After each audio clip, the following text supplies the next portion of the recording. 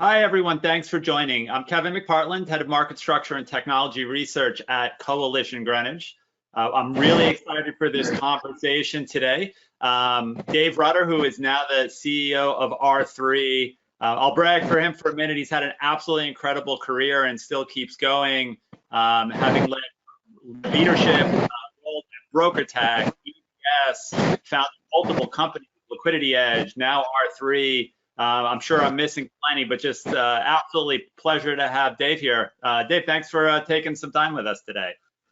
I'm glad to be here, Kevin, and thanks for all those kind words. Yeah, I've been around for a very long time, so you have an opportunity to do a lot of things. Yeah, that's right. You've really made the most of your time. So why don't we start there? Can you tell us how you got started in the industry? I think people love to understand sort of what that early background is, and then how did you get to R3 and how did R3 get to where it is? Okay, so we have a half an hour, so I'm gonna have to do this really quickly. When you've been around for as many years as I have been, I'm now sticking with 35 plus. There's no upside in giving any more detail. But interestingly, I started at a firm called Noonan, Aston & Pearson in 1984 in the money market world. I was a board boy to start. I was a terrible board boy. But I was very interested in the economic theory of the time and why interest rates were so high. And, curiously, when I started, rates in like six month $0 time deposits were about 16%. And we haven't seen inflation like that until now, and that's kind of how I started my career. And I really focused on, Fed T&L accounts and at the time what GNP really meant to these numbers. And I really couldn't get good answers. So the way I made a name for myself is I started to write a daily report on a telex, believe it or not, that ended up being broadcast out around the globe, first just to the brokers at Noonan's and then to a ton of customers. And then I moved through that, and my first half of my career was around, I moved out of the money markets very quickly into the very early days of derivatives, primarily interest rate swaps. I did a lot of the first long-term swaps, forward swaps, when we were all just kind of figuring out what we were doing. And then about halfway through my career, I transitioned over to electronic trading. My first foray was a joint venture between my then current company, Prevon, and Chicago Board of Trade, which was called CBB back in 1995, and it laid the groundwork for electronic trading of both U.S. Treasuries and bond futures. Interestingly, probably my the accomplishment I'm most proud of, but it failed. It ultimately became BrokerTech, and of course, the Board of Trade went on to do electronic trading of futures. And since that time, I've been involved in various ventures in electronic trading. 10 years at BrokerTech and EBS. I was on ICAP's executive committee. I ran their electronic businesses. And really, we were the 800-pound gorilla. So that gave me a lot of insights into two different markets whose maturation towards electronic trading was quite different. FX certainly was the first to go, nearly fully electronic, both first in spot and then NDFs. And then in fixed income, I've been involved in launching, 16 or 18 different products. I left ICAP about 7 or 8 years ago due to a really fierce argument I had with my boss at the time, Michael Spencer, who's a dear friend of mine to this day. He wasn't for about 2 years, I have to say. And then went out and started R3 and Liquidity Edge. Liquidity Edge was interesting, different twist on U.S. Treasury market structure, because I understand market structure really, really well, and sold that off to Market Access. Reflecting my personality, I actually started R3 and Liquidity Edge at the same time. I'm still the serving CEO here at R3. What we're trying to do is very big and very difficult and going to take some time. I also started and have solely funded today a new company called Ledger Edge, which is doing some really cool stuff. And then I have a portfolio of probably about 30 or so plus investments with various level of involvement, including, believe it or not, which I know nothing about, a tequila seltzer company called Onda. So ONDA, shout out on your broadcast to Onda. You should go try it. Cool. So How's that? Well, that's a lot. That was amazing. A lot to unpack in there. So where do we start? So you were doing market structure before it was a thing, and blockchain before it was a thing, at least in institutional markets. Let's start with the latter. So when R3 came out, it definitely was one of, at least from my experience, was one of the first sort of capital markets focused. Hey, we're going to use this new Bitcoin thing, right, to do something in institutional finance. Obviously, it's evolved a lot what the company does and has done since then. Can you help us understand like what the product is and sort of what the real world use case is today? Sure. As someone who's both run large companies and has been involved in a lot of startups, the one thing I tell people all the time that you can't control, which is why you need a little bit of luck, is timing. And it's not great to be too early, but of course your chances if you're too late are pretty slim. It's like, what percentage of short putts actually, go in the hole for a golf analogy, if you will. But with R3, we got off to a really hot start. I was inspired by Bitcoin and some of the developments in Ethereum at the time, but I knew practically speaking that I just couldn't see because of the transaction volumes, throughput, and stuff that we're accustomed to deal with the previous jobs I had. I could never see Bitcoin being what everyone thought it would be, and I've been consistent. It's an interesting, really inspiring experiment. I don't see it being useful in payments or any of those other things. But what dawned on me is that a lot of the problems I have been facing and trying to solve over my then, 30 years on the street could be solved with some of the cryptographic techniques that were being used and the distribution so that I can actually own and control my record. But I know what I see is exactly what my trading partner, Kevin McPartland, sees, so we don't have to reconcile with a third party. So I was pretty inspired by all that. And we went out and started R3. One of the problems maybe is we got off to such a ridiculously hot start. Expectations were super high. And if you've done this as long as I have, making small incremental improvements is difficult enough when you're effectively trying to replace the core plumbing of Wall Street or finance as we know it. That's a really big job. And we've made really good progress, but there's a period of time where we just weren't sexy. We didn't issue a coin. In some ways, we were always tempted to do that. I have lots of friends that have made ridiculous amounts of money. I've seen, billions of dollars raised on really ludicrous ideas. But maybe I'm old-fashioned, and in 10 years, people, if anyone cares enough to think about it, will look back and say, "Wow, they were really brilliant," or "They were really foolish," because being someone who's owned broker dealers, and I have my 7/24/63, and cutting my teeth in the markets, Kevin, that we know so well, we took a very practical approach. And what differentiates us is that Corda, we have two key products, Corda and Conclave, okay? Starting with Corda, it's a distributed ledger technology. You can call it blockchain if you want, but we don't use blocks. And importantly, it's a private permissioned ledger. What's that mean? Is that anyone who's in your ecosystem is known, which is really important from the KYC and AML perspective, okay?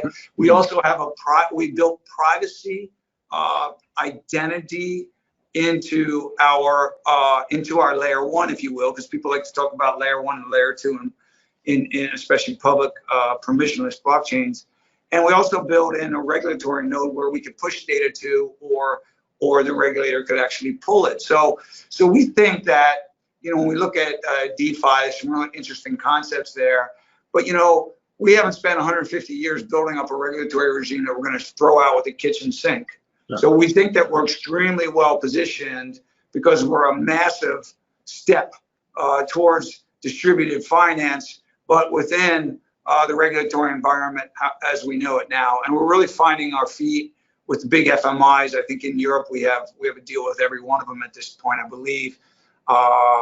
Maybe there's one or two out there that we don't have. We have a big announced deal with DTCC about, really trying to future-proof their solution. So we're excited about that. And we have some stuff going on with the banks. And importantly, we have a lot of Corda in production at scale and working. And that's what differentiates us. And can you one of those in production and working, can you give us like the elevator pitch on what that is so the people listening will get the, okay, I get it. I see how this is. Well, I don't know. A one that I'm particularly proud of is the entire Italian banking system does all of their daily reconciliations on Corda. So if I pull money out of Intesa and my bank account is over at Unicredit or whatever, at the end of the day, that used to be a very laborious, oftentimes manual process that took a month to get final settlement, and now it's done in minutes at the close of every day. That's a good example. Interestingly, an early application is in Finland on housing titles, and a very large percentage of finished housing titles now are completely digital on Corda, but there's tons of examples. And in the industry, I know you know maybe better than anyone else, we have this HQLAX project that we started at R3 that has spun out of R3. Deutsche Börse is an investor in it. And now we have many of the banks that are invested. They're excited about it. And what that is about is the tokenization of collateral at different custodians so that we can move it about the globe and amongst different market participants, very, very quickly. So, but there's a lot going on. There's over 200 applications that have been built on Corda today. Yeah, see, these are some of the fascinating applications that I think people forget, right? Like collateral, so necessary for the safety of the system, but it costs so much money for the market participants, right? And if there's more efficiencies in that system, which it sounds like it's what you built, it's amazing what impact that could have on the overall system. Yeah, collateral is even hard to move within a country, okay, let alone across, geographical borders and all. And also because regulations can be different in different countries, having nodes that operate in a distributed fashion that reflect the idiosyncrasies of various regulations and all can be very powerful in some of the solutions that we're building. So let's talk Ledger Edge for a minute, right? So this is cool. I like how you've sort of brought your DeFi and TradFi worlds together, right? Still very much in the bond market, clearly in your blood. I think the question I get the most is, okay, another bond platform, how is it different? Like, what should we know? So can you give that story? Sure. So I first had this idea begin to bubble up not long after I started R3. So we kind of all, I'll use mean revert a few times. We mean revert to what we know. I come from the fixed income markets. As you know, U.S. Treasuries are super liquid, futures are super liquid. The central limit order book works actually very well for those. But in whether it's corporate bonds or any rare thing, okay, just call it a thing, whether it's a piece of art or anything else, information leakage can be very damaging to you, whether you're looking to buy a rare thing or an illiquid thing, or you're looking to sell it. And if we look at just the corporate bond market, I realized that what we're building at R3 would allow us to take an entirely new approach to solving liquidity issues in many markets, but especially corporate bonds, because that's kind of what I knew. And when I started on the journey, I went out and I hired some of the best and the brightest guys that have done it before, right? If you look at our team at Ledger Edge, I don't know, the management team has like, I don't know, 150 years of experience or whatever. But I had to tell those guys, I said, guys, we're doing something very different. So I've introduced potentially more electronic trading solutions in asset classes than anyone alive because of my seat over at ICAP. And even small changes to a trader can really disrupt them. And I said to him, you're going to go out and pitch this, and someone's going to say, oh, I get it. That's a smart dark pool. Someone's going to say, oh, I get it. That's an RFS that does this or that. And I said, guys, the biggest challenge is really convincing people this is entirely different. So let's talk about fundamentally how it's different. Yeah. So when we launched all these new products, we had relationships, and we'd go out and say, hey, Kevin, do us a favor. Can you post a bid in a mortgage product? Because then I'm going to call a favor and someone else to go look at it. I'm going to try to get a trade done. And you would have to build this for years. On average, it took us 5, 6, 7 years to get enough liquidity. And that was from Broker Tech, who had implemented all of the, STP, and we were connected to these large organizations in every way. So all we're saying is add a new product and trade on it, but it was hard. And then the markets evolved a little bit, and some people called them auctions, and some people called them swarms. And what it did is it just took out a time variable. So now, Kevin, I don't have to bet you at 9:30 and then call someone to look at your price and have him happen to be busy with something else. I'm going to tell you all, let's all show up at this marketplace at around 11 a.m. and let's see what we can get done, okay? Now, the markets also in parallel have evolved to where the sell side guys are still extremely crucial. They're fundamental to the operation of the market, but it works differently. Their balance sheets are different, and when a client calls and just says, hey, I want to sell something, back in the old day, they'd say, yeah, you're an important client, I'll put a price on it. It's pretty easy. That world has changed completely. And there were some very interesting attempts like Alchemy that tried to bring some focus to where the liquidity is. Well, with Ledger Edge, right, we can allow computers to talk to each other all day in a formulaic way to discover who has a genuine opposing interest to what I want to do. So if I want to buy a security, I know I can use the computers to really make sure that there is someone that has a real interest. So I'm not revealing information to any humans. I said the other day, I was talking to someone and I said, the difference is computers do exactly what they're told. Humans do what they want, okay? And I was an ex-voice broker. So if someone come in and said, look, what's the market and whatever, 1 year, I say it's the 16th, 3/16th, I think it'll trade at an 8th. The guy would say, okay, Rutter, look, man, I trust you. I'm going to pay an 8th, but don't let everyone know. I'd hit the silencer on the phone. I'd yell, I'm an 8th bid for $50 million. I mean, that's just the reality of it. So there's information leakage. And I'm not saying that the folks that are doing that are genuinely trying to help their customers, but there's times, especially in illiquid products, where it works against them. So based on our three-quarter and hiring a ridiculously experienced team and having this huge advantage of starting from a whiteboard and not have to spend our early days doing funding rounds, we were able to just really design something from scratch. And I'm ridiculously proud of it. The reception and the feedback from buy side and sell side has been amazing. Both sides have worked with us in committees and working groups to really help define the product and test it. And now we are live and still bringing on customers, and it's going to be a slow burn for a while. But the level of cooperation and the excitement around the product is really thrilling for me. But it's not going to be easy. There's a lot of wood to chop, and we're teaching people a brand new way of trading. Sure, yeah. I mean, like you said, the benefit of building tech from scratch, knowing what we know today, but then I guess the flip side is you're also building that network effect from scratch, which you've done before, and obviously can take time, right? Yes, it's going to take time, but it helps having the reputation that I will say we have. I've built successful businesses, but the other folks that I've brought into the team have done that as well. I think we have considerable credibility, and we're talking from a position of experience, and we're not trying to say we know everything.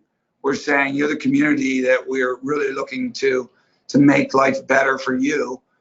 There's going to take some time and maybe even some pain to work with us in the beginning, but there's been a great deal of acceptance around that. And what it's really about, Kevin, I guess a couple of things. One is that humans get frustrated trying to arrange a trade if they show up at different times in different places. A computer can try to arrange a trade 1,000,000 times, fail every time. They get 1 on the 1,000,000 and first, and they're just dissatisfied, right? Because as long as they're getting their electricity and they don't overheat, they're just going to keep working. And humans respond very differently.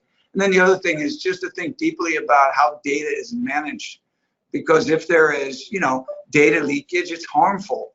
And like I said, there's data leakage through humans, and it's not always ill will, but it's just a matter of trying to, find counterparties to these trades. Sure. And yeah, so speaking of sort of distributed ledgers and the bond market, do you think, and I think this is separate from what you're doing at Ledger Edge, but do you think the idea of bond issuance sort of on whichever, distributed ledger it is, but do you think sort of that digital bond issuance is something that really will grow? I know it will.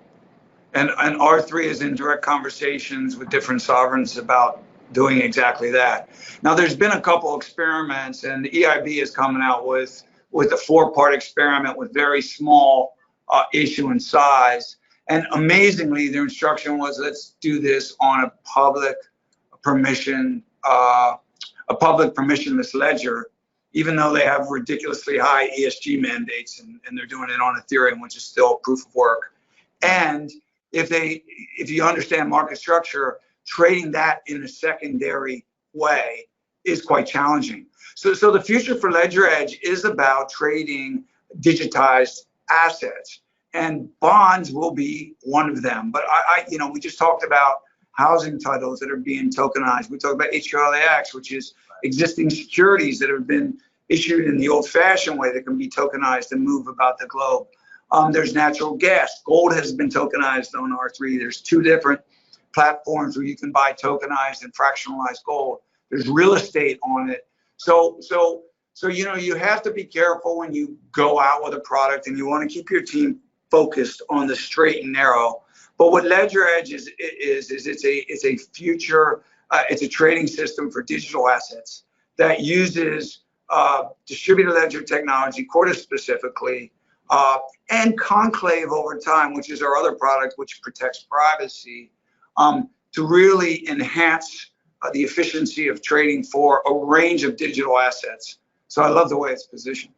Yeah, it's incredibly fascinating. It's still very early, even though it seems like we've been talking about digital assets for a number of years now, but still very, very early.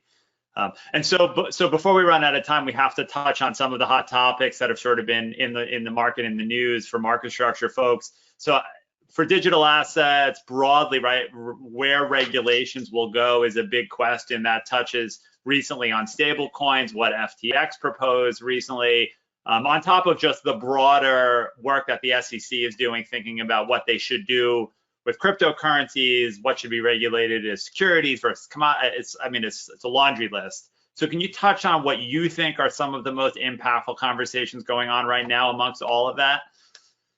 Yeah, so there's so much in that. That is an hour podcast in itself. But so we have a group that works very closely with the various governments. I talked about us not issuing a token. At R3, we're staying very clearly on the regulatory line. We have a lot going on with central bank digital currencies, and I said various sovereigns and the like. I'm just going to rifle through them. As far as cryptocurrencies are concerned, I never thought it would take this long to get some regulatory infrastructure into place. Super disappointed globally about that. My main concern is consumer protection. When people work at my house, I guess they Google you these days, and I constantly get, painters or plumbers asking me about what I think about their Dogecoin position and all. So it's really something that's near and dear to my heart. Very upsetting to me. But we are seeing some progress. Although interestingly, if you're following the MiCA stuff here versus say a MiFID or FINRA obligations, they're talking about a lighter regulatory touch that might be okay in some ways, but I pray to God not as it pertains to consumer protection. Now, if we look at the FTX thing in front of the CFTC, for me, and I think this is in the C-suite of banks these days, and certainly, Terry Duffy and a good friend of mine, Chris Edmonds, was just down at an ag committee thing in Washington. But that to me is potentially the biggest market structure change since equities went from fractions to decimals.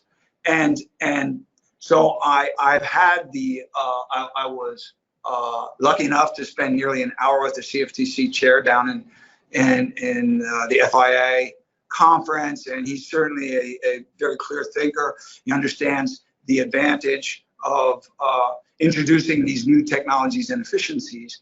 But, if you look at the way the exchanges are worked, there's layers and layers of protection as far as over collateralization is concerned. And my personal view is I'm worried about having financial products feel too much like a sports gambling app. So the idea that, my mom, I love her to death, could go and place a bet in some sort of weird derivative product and get closed out 30 seconds later and wonder what happened worries me. And trust me, sports bettors, gamblers know a lot more about their underlying sports teams than a retail investor knows about these products.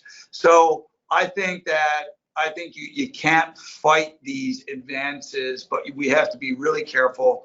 Make sure that there's consumer protection in there, and also really consider this real thing about what, in my opinion, we just saw a little bit with Luna, which is when you have auto closeout, you have to then the exchange has to go get rid of that position, which adds jet fuel to a really significant market move. It exasperates the move, and that's concerning too. So I trust we'll get to the right spot. Yeah, I mean, that sounds a bit like portfolio insurance in the 80s, right? Where it seemed like a good idea at the time, but if things go wrong, it just makes things worse, right? Yeah, they're in a tough position. If they don't do it, some senator's going to call them and say, like, why are you fighting technology? If they do it, they'll be back like a month later and they'll be saying, why did my constituents lose all their money? So it's something that we have to think, really deeply about.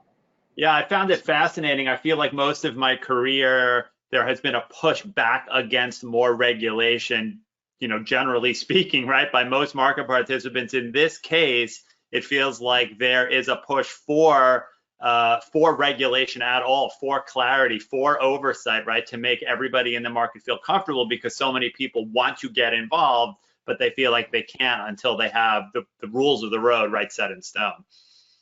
Yeah, look, I'm surprised at a lot of things. I'm also surprised. There's a lot of enthusiasm about DeFi, and I get that. And there's some really cool innovations that will come out of that. But I tell people a lot that I'm inhibited by my knowledge of how markets work and how regulation works, that I can't get excited about all of that. And you see a bunch of people get very wealthy very quickly, and of course there's that temptation to say I'm all in on DeFi. But DeFi does not work for institutional finance. It's not going to work anytime soon. It doesn't mean it's not inspiring us to think about things differently every day. And we will see this move from TradFi into decentralized finance, we believe, on platforms like Corda, or hopefully on Corda. And that's a step change towards DeFi. So we watch it carefully, but it's a dangerous patch at the moment. Yeah, I think you've articulated well. It is hard, and I'm probably about a decade behind you, but to not get in a state of, oh, that's crazy, it'll never work, because we've seen a lot of things be called out as, oh, that's never going to work over the last 25 years that ultimately have come to be, right? So change does happen, and you just, you have to, I guess, that's true. We have to differentiate between institutional finance, where, like I said, 150 years of regulation has been built up about protecting the customers. If you think about your 7 and your 24 exams and all, it's so much about consumer protection, and that's lacking completely in this space at the moment. Yeah. So I know we're just about out of time. I mean, last thoughts, like, what are you focusing on? What do you think the rest of your 2022 is going to be? What are your expectations? Where are you spending your day-to-day time for the next couple of months? So I'm spending more of my time customer facing, which is really important to me. We've grown really quickly as a company, and this is a tough time in tech because of turnover and COVID and working from home and all. So one thing I want to say is I'm spending more time on our Conclave product, which is our second product, but a very important, which is a privacy preserving product. So even the owners of the physical equipment can't tell what goes on in them. And if you think about our markets, right, when it comes to data distribution, I have to send them to someone and trust they handle that data correctly. We're incorporating that into our Corda product, and we're selling it as a SaaS solution separately. So I'm excited about that. And I'm really excited about the big projects we have going on with the FMIs. What we need to do is build further up the stack for banks, because banks just want to buy solutions. They're not interested in buying the raw plumbing. So we have a lot to do, but I'm really excited by how this year has started. And with the compression and all things, the excitement around all coins and everything, that kind of plays to our favor, because, we're this kind of steady as you go solution that has all the benefits from those ledgers plus more, and an ecosystem of governments, banks, and FMIs, insurance companies, and corporates. So I like the way we're positioned, but a lot of work to do, Kevin. That's awesome. Exciting time. So when are you going to start writing your book? Is that going yet? You know what? I'm not sure. No, there'd be a lot of funny stories in there, that's for sure. And I hope that, hopefully one day, I'm successful or enough, or these many things I've started are successful enough that someone writes a book and at least, 100 of my immediate family members read it, so. That's all you can ask for. Dave, this has been fascinating. We could go on for another hour, but your time is valuable. So I really am excited that you spend this time with us. Thanks so much. Anything for you, brother. I appreciate and respect the work you guys do. So glad to join, and we'll do it again. Great. Thank you so much. Thanks everybody for listening. We will redistribute the conversation in the coming weeks, so keep an eye out for that. Thanks everybody. Have a great rest of the day.